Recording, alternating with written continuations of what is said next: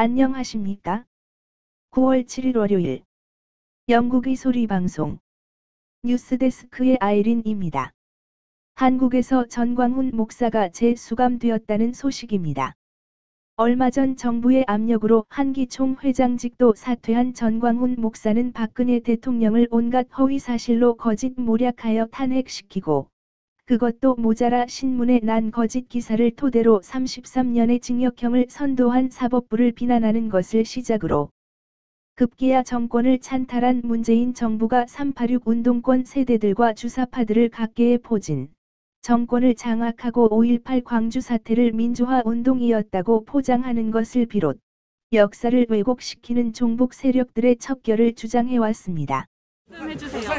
대한민국이 전체 국가로 전락한 것 같습니다. 대통령의 명령 한마디로 사람을 이렇게 구속시킨다면 이건 국가라고 볼 수 없죠. 이건 대한민국이 아닙니다. 이것은 이미.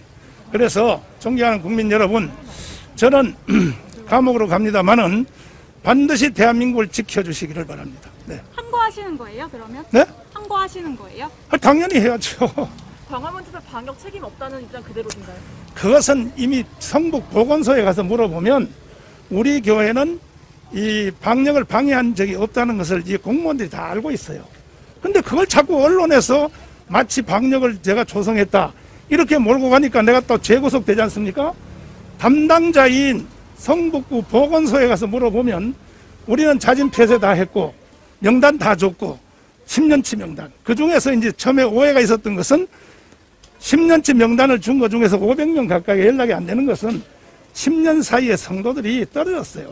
그 명단입니다. 근데 그것도 나중에 재수정해서 달라 그래서 재수정해서 다 줬고, 그 보건소에 가서 물어보면 내가 방역을 방해했는지 안 했는지 다 확인할 수 있는 사안인데, 뭐 언론이 기정사실화 자기들이 만들어 놓고 그렇게 몰고 가서 결국 나는 오늘 재구속시키는까지 왔는데, 대한민국에 다시 저 이후에는 이런 일이 있으면 안 됩니다. 예. 4.15 부정선거의 진상규명도 지속적으로 주장한 전광훈 목사는 겁에 질려 지하로 숨어버린 보수 세력의 과거 리더들과는 달리 북한과 낮은 단계 연방제를 포함 사회주의 제도를 안착시키려는 문재인 정권에 맞서서 정면 대결을 하고 있는 살아있는 보수 세력의 멘토입니다. 저희 방송에서는 오늘 재수감 되신 전광훈 목사님이 강건하시기 바랍니다. 다음도 한국 뉴스입니다. 문재인 정부가 지난주 뉴딜 정책 펀드 아이디어를 내놓자 가계에서 매우 예민한 반응을 보이고 있습니다. 대통령이 펀드 매니저 하는 나라가 생겼다는 야유부터 시작하여 세금으로 손실을 보전하는 펀드와 경쟁할 수 있는 펀드가 어디 있겠는가? 펀드 매니저들의 몰락은 눈앞에 다가왔다고 금융계는 볼멘 소리를 합니다. 문정권은 어디까지 한국 경제를 부셔먹어야 그만할 것인가? 외국계 증권사의 리서치 센터장은 문즈 데이뷰 에즈 A 펀드 매니저라는 투자 전략 보고서를 내놓았다. 문재인 정부의 뉴딜 펀드는 이미 크게 오른 업종을 더 끌어올리기 위해 기름을 끼얹는 격이라면서 정부가 버블 조장에 앞장선 셈이고 우리 모두는 버블이 어떻게 끝나는지 알고 있다고 비판하였습니다. 정부가 해야 할 일과 안 할 일 그리고 못 할 일을 구분할 줄 아는 것이 정치의 기본이라고 저희 방송은 생각합니다. 다음은 영국 RUSI가 발간한 단둥 무역망이란 북한의 무역 관련 보고서를 박지현 제작팀장이 간추리고 분석한 내용입니다.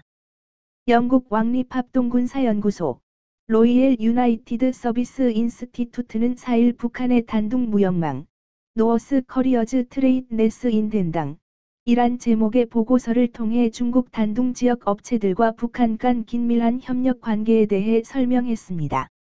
중국 해관총서와 각종 관세청 통계, 해당 업체들의 무역 통계 등을 바탕으로 작성된 이 보고서는 북한과 거래한 적이 있는 단둥 내 중국 업체 150곳에 대해 조사했습니다. 보고서는 이들 업체들이 거래하는 주요 대북 수입품의 98%, 수출품의 37%가 현재 유엔 안보리의 대북 제재 대상에 해당한다며 단둥 지역 업체들에 대한 연구는 유엔 대북 제재가 북한 경제에 미칠 잠재적 영향을 이해하는 데 중요한 지표를 제공한다고 강조했습니다. 보고서는 또 유엔 안보리에 잇따른 대북 제재 결의 채택 이후에도 단둥 지역 일부 업체들과 북한 간 무역이 계속 이어져 왔다고 지적했습니다. 보고서에 따르면 2016 번지년 3월부터 2018년 1월 사이 단둥 지역 150개 업체 중 20곳이 북한산 석탄을 수입했고, 같은 기간 15개 업체가 철광석을 수입했습니다. 유엔 안보리는 2016년 3월 결의 2270호를 채택한 데 이어 2016년 11월 결의안 2321호, 2017년 9월 2371호 등을 통해 북한의 석탄과 철광석 수출을 금지해 왔습니다. 특히 이들 업체 중 북한의 최대 거래처인 단둥지청 금속재료, 덴당즈히션 머텔릭 머티리엘은 북한산 무연탄과 철광석을 베트남, 원남, 말레이시아, 인도, 대만은 물론 한국에까지 수출한 것으로 드러났습니다. 예를 들어 대북제재 결의 2270호가 채택된 2016년 3월 이후로도 말레이시아에 건당 38만 달러어치 상당의 북한산 무연탄이 수출됐습니다.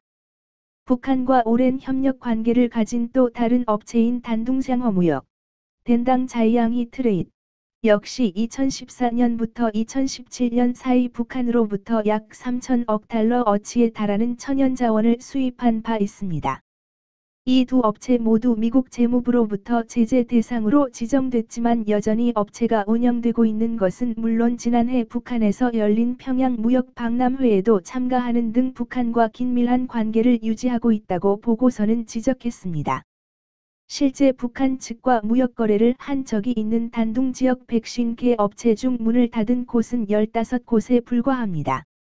한편 미국 재무부는 2017년 8월 단둥지청 금속재료와 이 회사의 운영자 치유펑이 북한 고려신용개발은행 등 다수의 유엔 대북 제재 대상과 거래했다는 이유로 제재 대상으로 지정했고, 그해 11월에는 북한과 수백만 달러 규모의 거래한 혐의로 단둥상어무역을 추가 제재 목록에 올린 바 있습니다. 시청해 주셔서 감사합니다.